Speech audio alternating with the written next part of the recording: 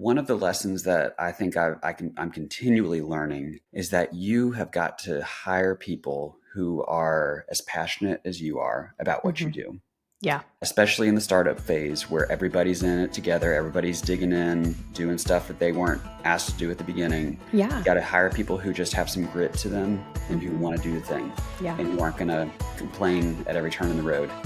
And just hiring people that you enjoy. I get, to wake up every day and start work and be like, man, this is incredible that we get to do this. And not only that we get to do this, but we get to do this together. Yeah. And that's super fun.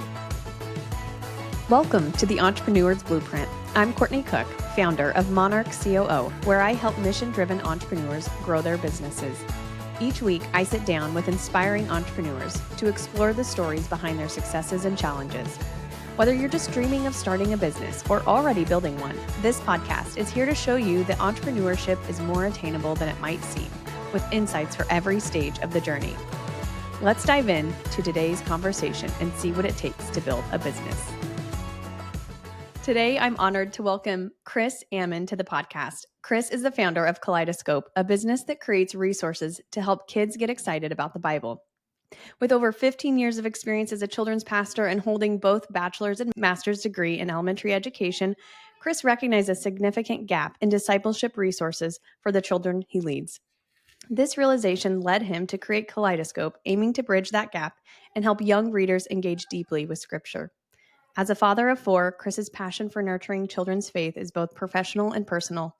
Through Kaleidoscope, he's on a mission to produce every book of the Bible in a kid-friendly format, ensuring that children grow to know and love Jesus. Welcome to the podcast, Chris. Courtney, glad to be here. Well, you kick us off just telling us a little bit more about your business. How long have you been a business owner? And really, what's that niche that you serve?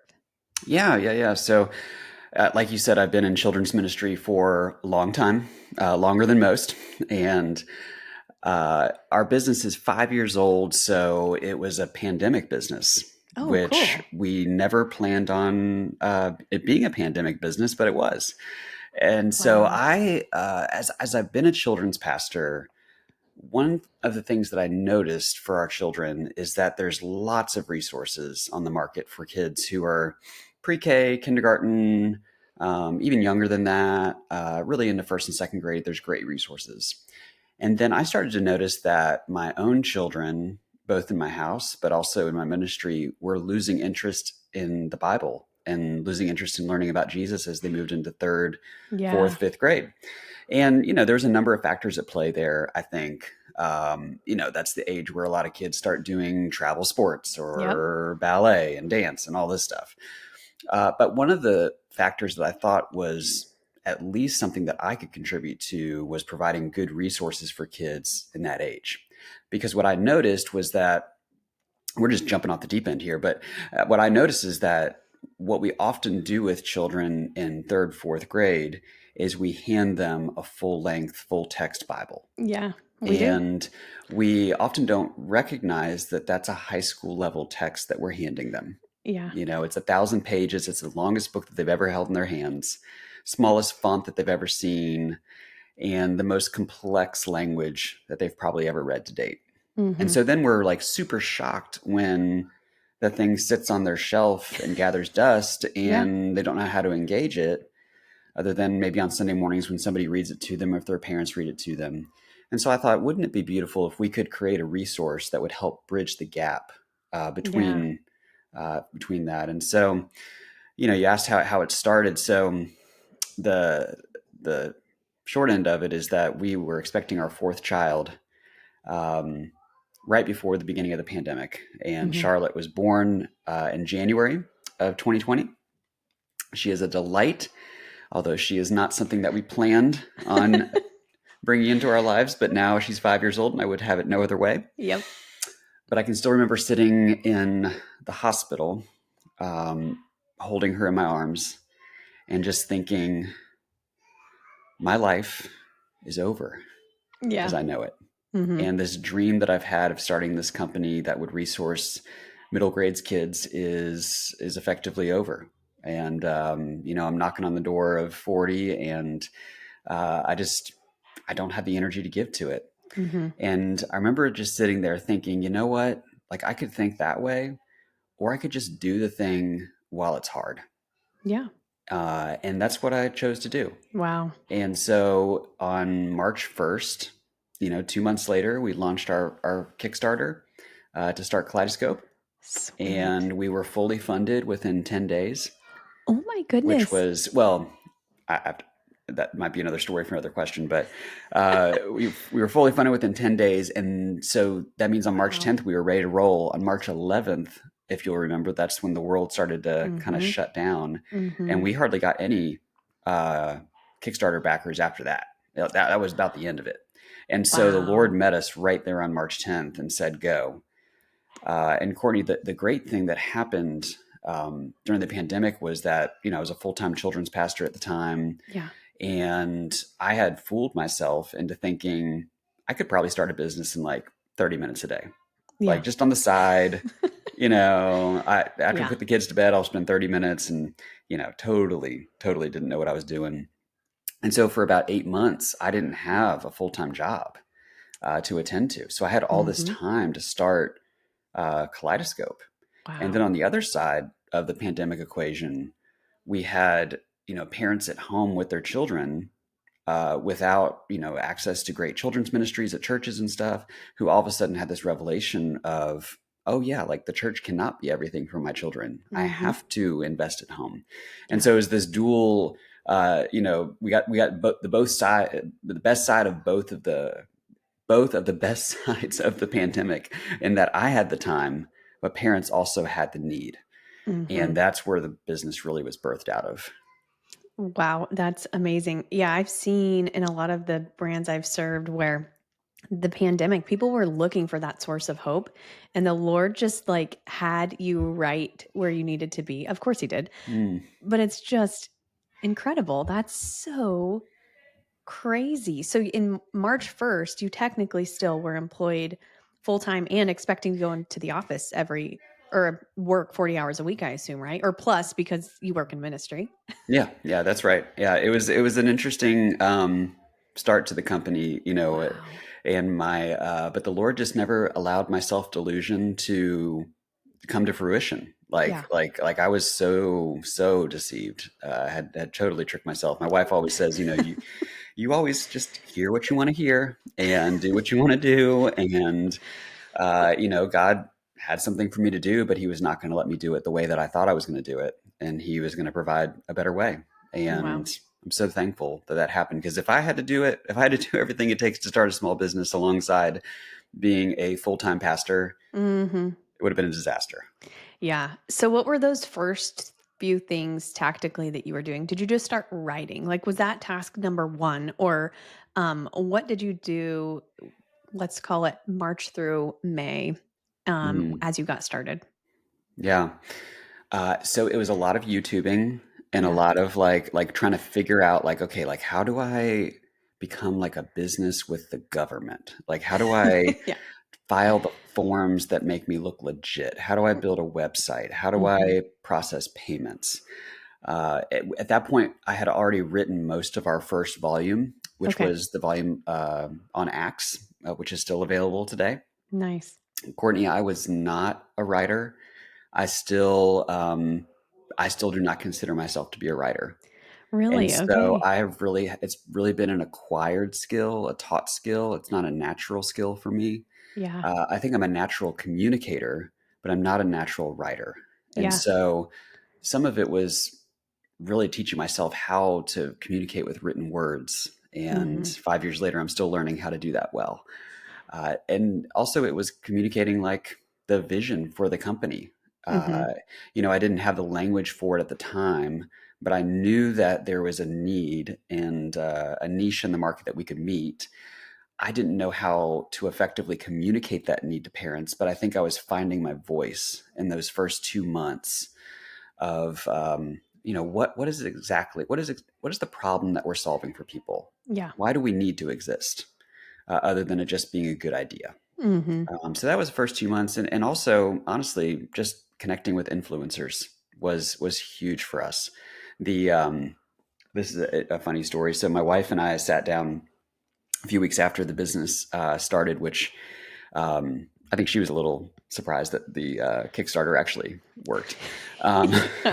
She's like, I oh gosh, see. now we have business to deal with. Yep. Oh, here we go. Uh, and we very quickly realized that my primary demographic was moms. Mm-hmm. And I'm definitely not a mom. I'm a dad, not a mom.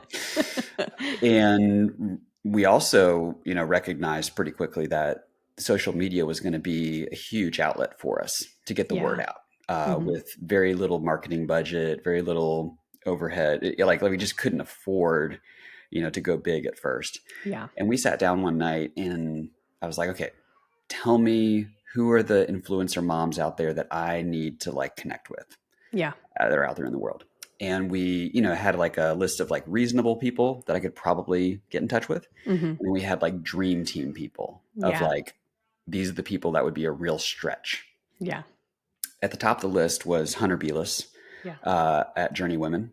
A couple days later, I opened Instagram and there was a DM from Hunter Belis.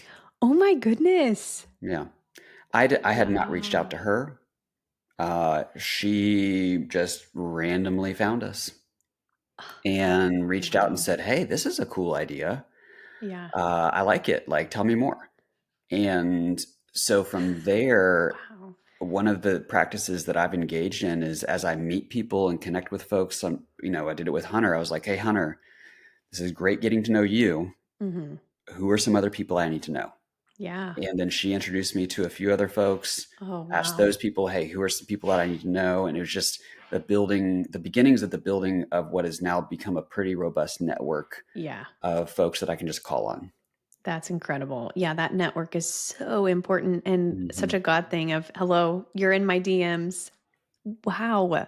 Yep. It was wild. That Totally is wild. insane. Yep.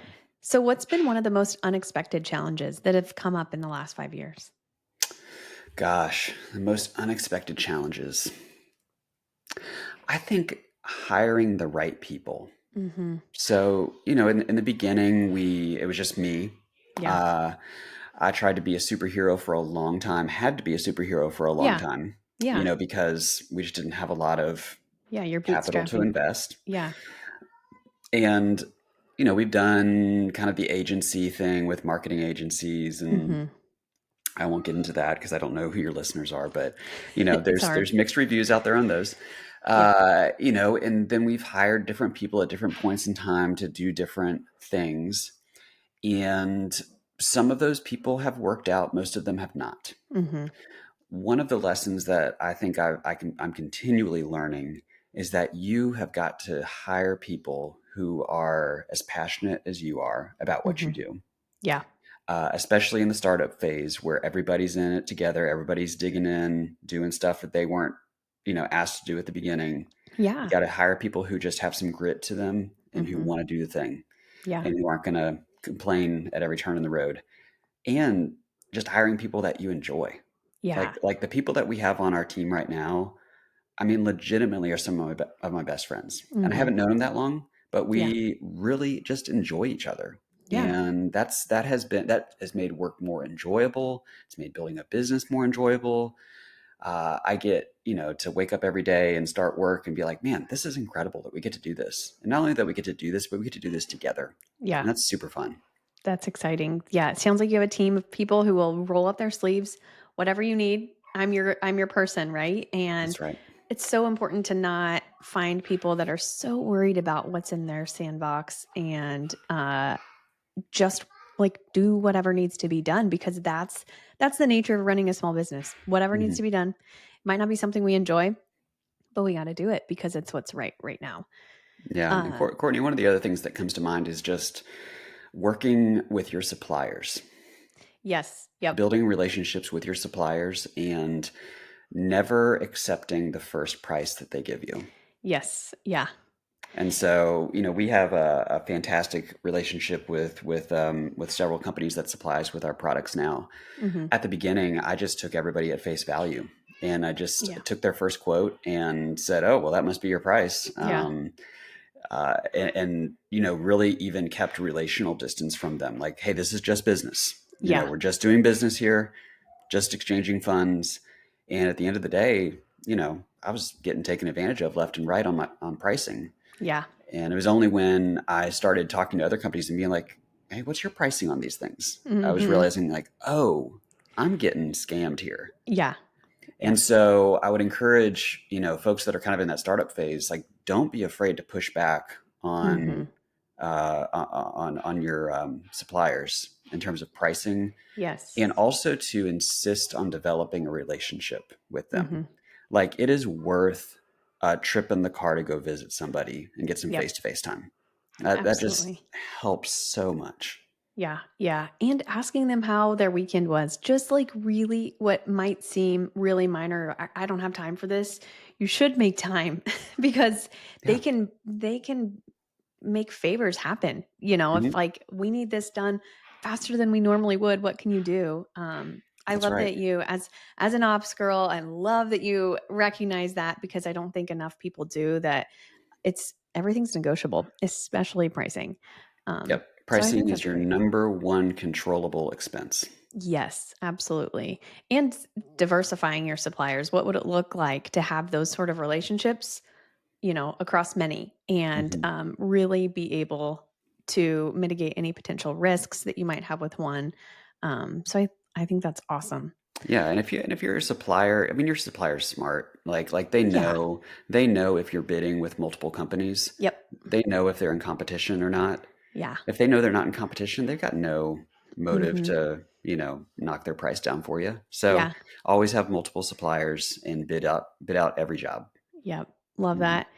So when did you how long were you a one or two person show? So you and your wife, I'm guessing at what point were you finally like, all right, I gotta give some stuff, get some things off my plate and actually hire this internally? Yeah, yeah. So we through the first 3 years, 3.5 years, I really tried to drive the train myself and would Yeah. hire people. This was kind of my stage of trial and error with employees. And I Mhm. would hire people, it wouldn't work out. Yeah. They kind of fall off the bandwagon. Like I just wouldn't be able to retain people very well. Yeah. Partly it was just that I didn't really know what I was asking people to do. I wasn't Yeah. able to really clarify and crystallize what is the job that I want you to do other than just like save me from drowning. Mhm. Yeah. And about a year and a half ago, I had just a terrible Christmas. Not sales wise, but just like emotional, like my emotional health was at an all-time low. My physical health was at an all-time low. I had just been working nights, weekends, anytime I could because there was just so much to do. Yeah. And we were coming off the Christmas season. I was finishing up writing my first trade book, and I was about to fall apart. Like I was at my wit's end, and I started interviewing some people. The first job that we put out, that we still have the person who's still on staff with us today, Nice. I just said was my personal assistant. Okay. Uh, Yeah. and I was like, I just need somebody who can just do the things I tell them to do, Yep. who's just a catch-all for everything. And I interviewed two people for the job whose resumes rose to the top. And the deciding factor for who I hired was the person who was the calmest. Smart. Who and I interviewed Jenny Floyd, who is still working with us today. She's our project manager now. Nice. And when I talked to her, my blood pressure came down, and I was like, okay, she can help me and help me know that the world is not falling apart That's and the awesome. sky's not falling. Yeah. And she still does that to this day. Like, she always has this Yeah. phrase that she uses with me whenever I'm like talking about problems and problems and problems and problems. She'll say, "Okay, Chris, what is the crocodile closest to the boat? Let's solve that problem first and Love not worry that. about the thing that's 5 months down the road."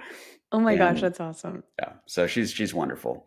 I forget what your original question was, but that's just where my mind went. Oh, no, you're perfect. I was just asking about kind of the transition of employees and when you really started hiring people. It sounds like she probably provides that kind of piece as a project manager for everyone too, if I Yes, had to guess. That's awesome. yes, yeah. She's the team mom, and she just keeps everybody calm. That's And great. since then we've been able to hire, a customer service person, a fulfillment person, a marketing girl, and then we now have a full-time editor. Nice.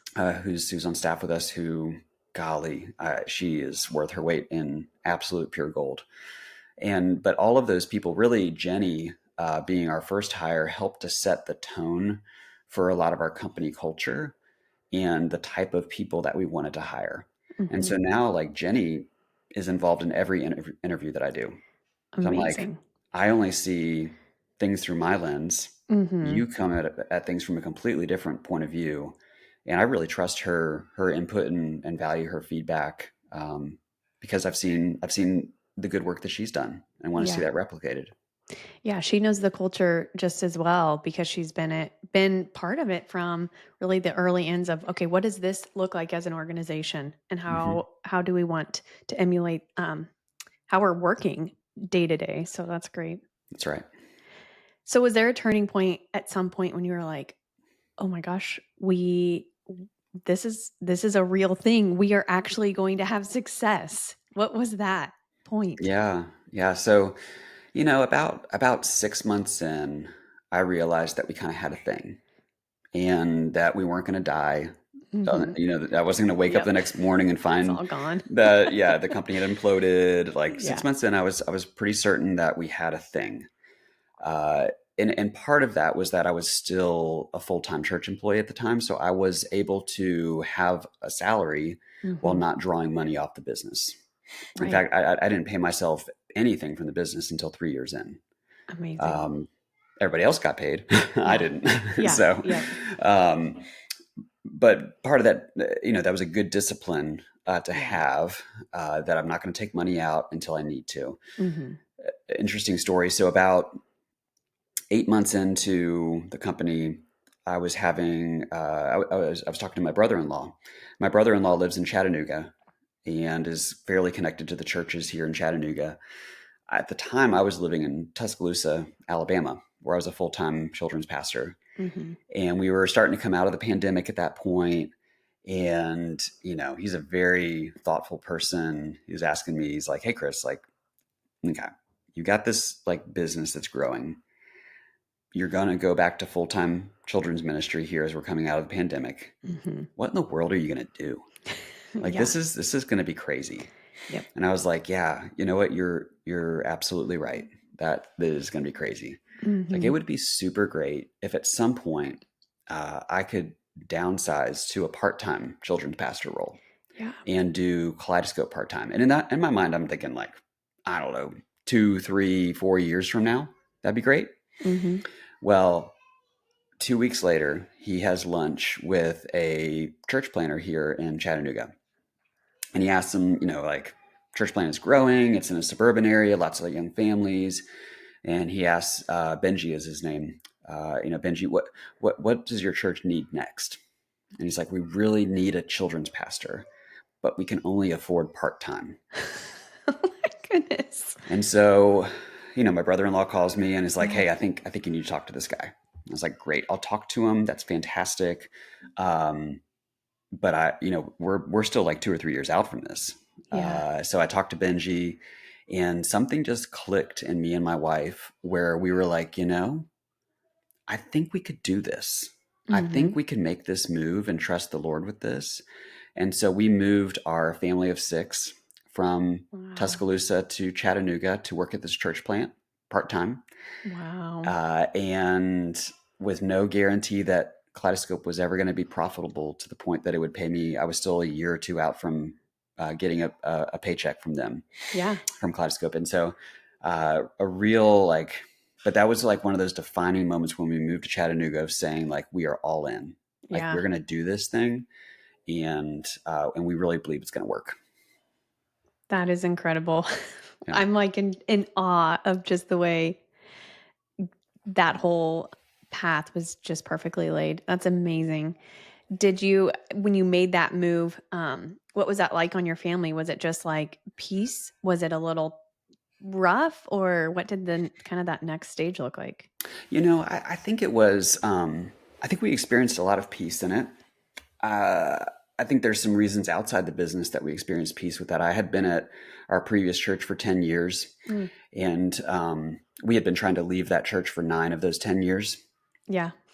and the Lord just would not let us leave. Like Yeah. we were just there. Mm-hmm. We tried so many times to leave. The culture of that church just didn't fit us very well. We were faithful. We loved the people there, but we just Mm-hmm. knew at the end of the day, like this is not our forever place. Yep. Absolutely. And I think especially that came to light during the pandemic, um, that this is just not the place for us. Yeah. And so I think that the move to Chattanooga, where we started working with the church here, Grace and Peace, we really just felt way more culturally aligned, Mm-hmm. and mission vision aligned with the church that we became a part of.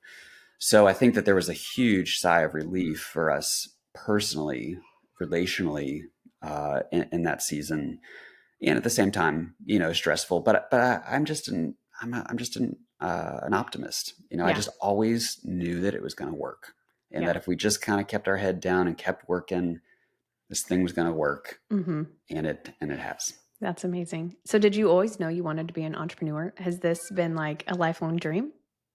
Yeah, Courtney, I don't think so. Um, my dad was an entrepreneur, and he had a small business when I was growing up.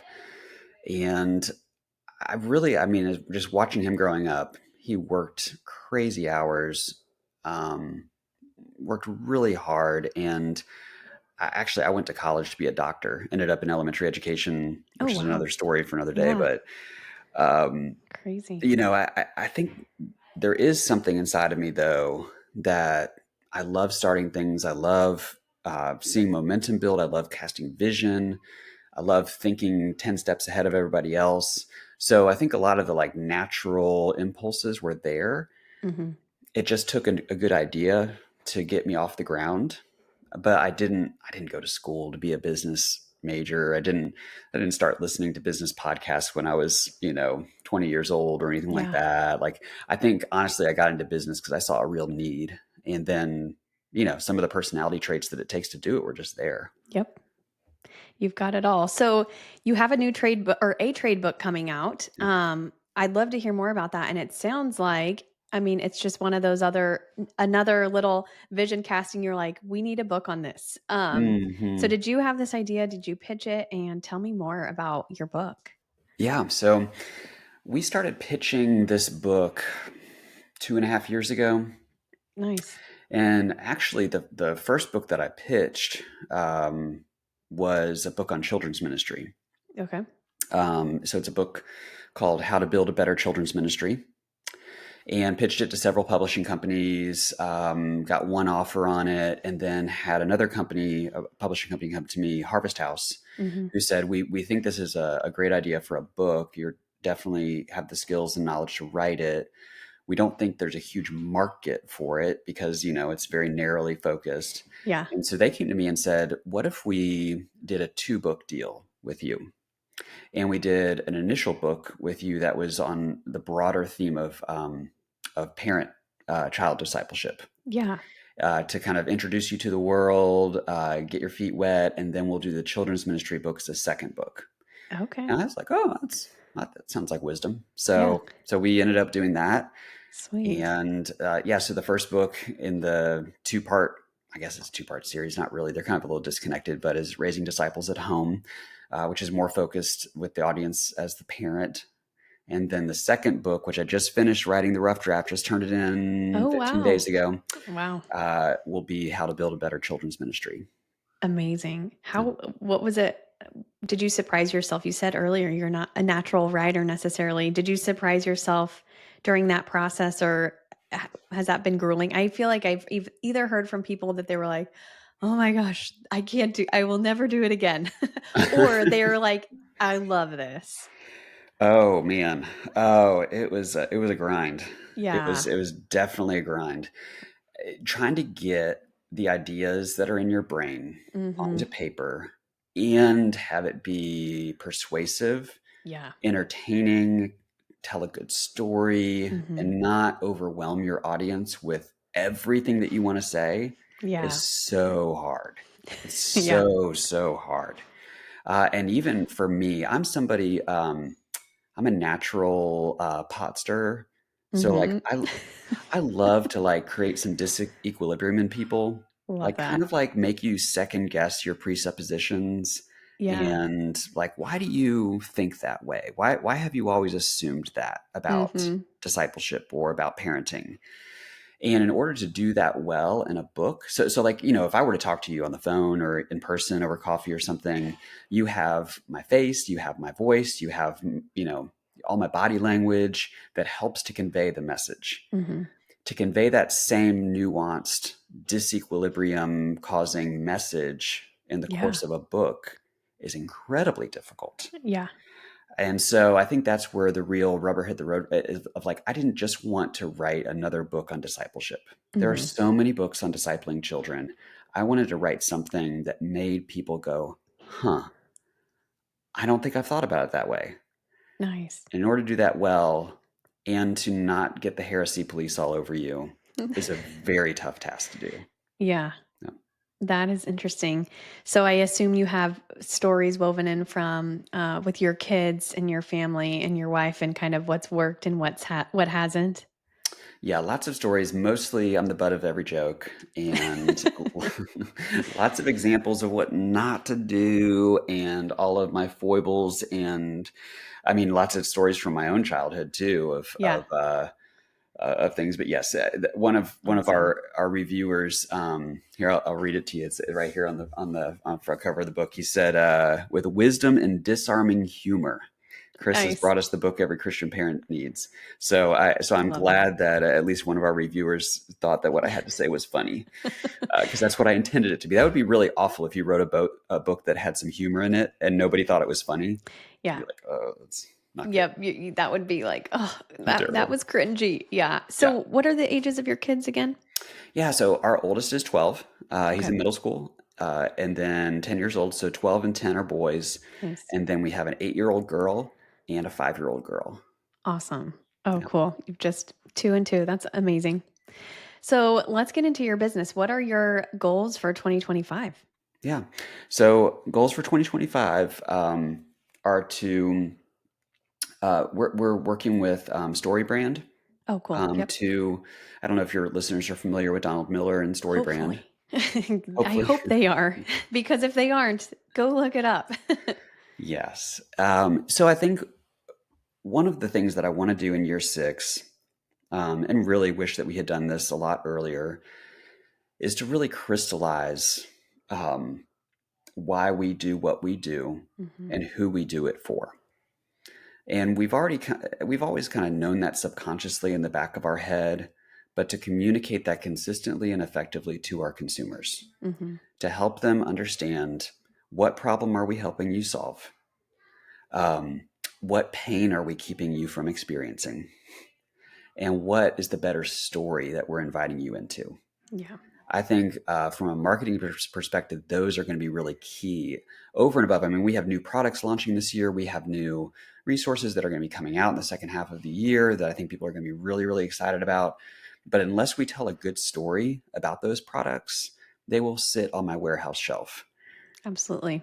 And so we've actually got a little team summit coming up here at the end of next week where we're going to get together in person Cool. and talk through those ideas, get it so that all of us, when we're asked or when we are asked to create a piece of copy for an advertisement or a blog or a podcast, like we are all speaking the same language about how we're communicating to and about our customers.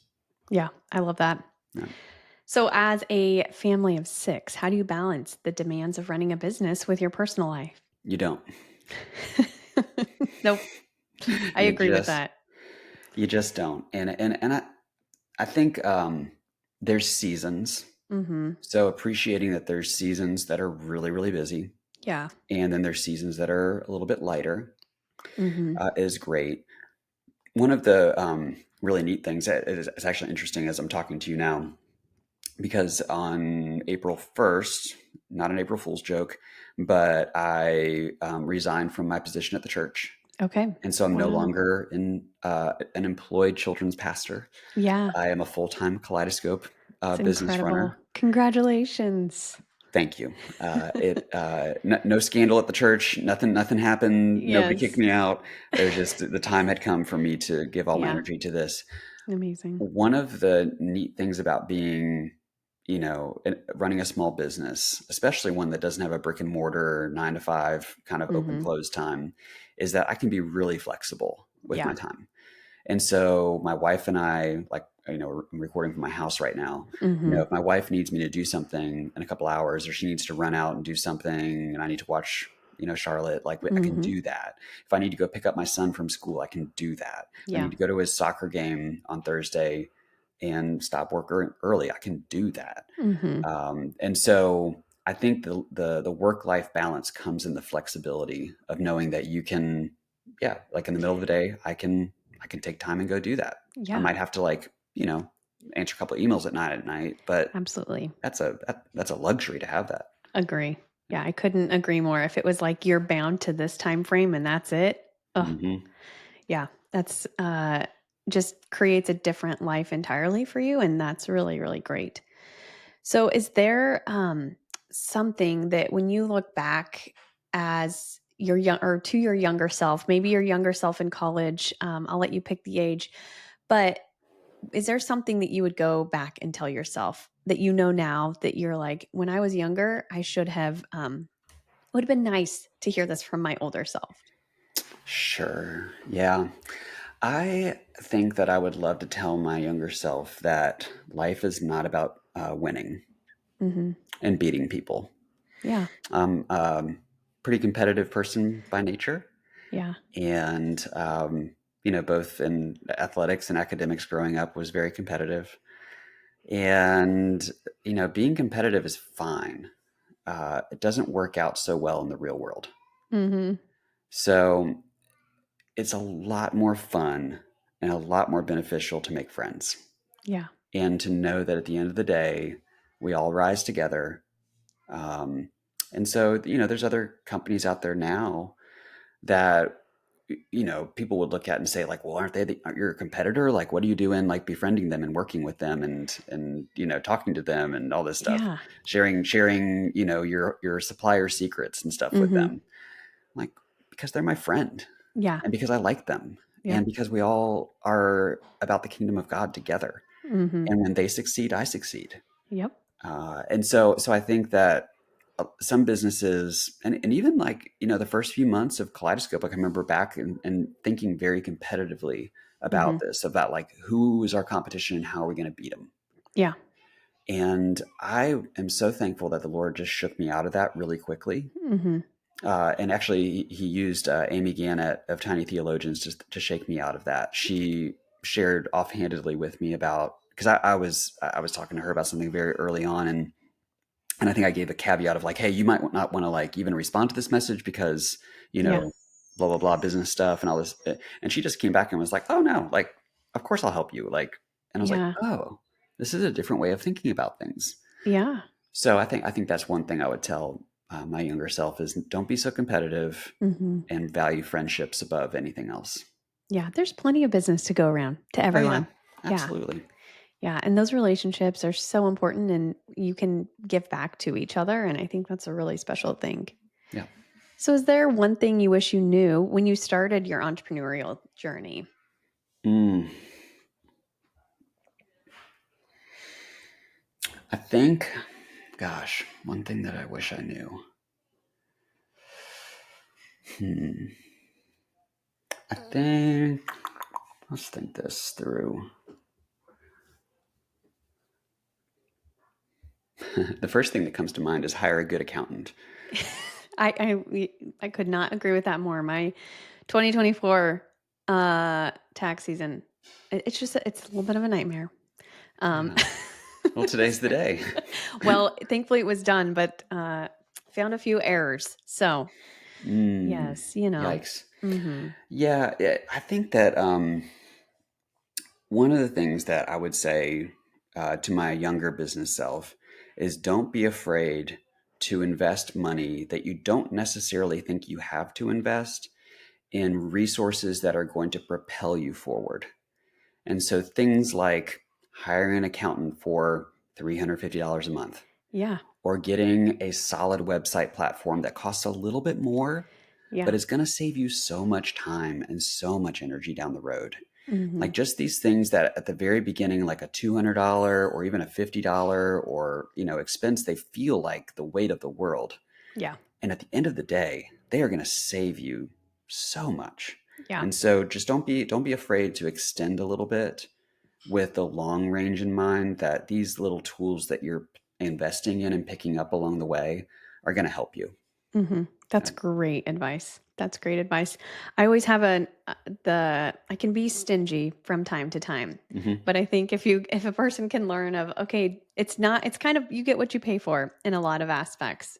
You So totally yes. do. You Yes. totally do. Yeah. We pay an obscene amount for our website, but Yeah. you know what? I don't have a brick and mortar, Yeah. and that is our brick and mortar. Yeah. And so Yeah. we're going to invest in that website, and everything we Absolutely. invest in it, we see returns on. Yep. And so it felt scary at first to drop the amount of money we did on it. Mm-hmm. And now it's worth every penny. Yeah. You're like, I would have it no other way, for Yes. sure. So how can people find Kaleidoscope and shop? And can you tell us a little bit more about the book that you have coming out and just how people can reach out? Yeah. So, you can find all of our Kaleidoscope resources on readkaleidoscope.com. Kaleidoscope.com is taken by somebody in the Cayman Islands or something. Oh. And so we went with readkaleidoscope.com. Nice. But you can just call us Kaleidoscope Kids Bibles. So you can buy there. You can buy also on the Yoto website. So we are the first biblical content on Yoto players. Love that. And so you can buy our materials there. You can also buy our Yoto cards on our website. I'll tell you this, Courtney, one of the transformations that's happened in our business over the past year and a half is Yoto. Is it? When we started our business, I thought of us as a book business. Yeah. And then when we got into doing Yoto, when that whole thing happened, I thought, well, we're a book business that also produces Yoto cards as a supplement. Now we are definitively a Yoto business that also sells books. We sell 10 Yoto cards for every one book. Wow. It's crazy.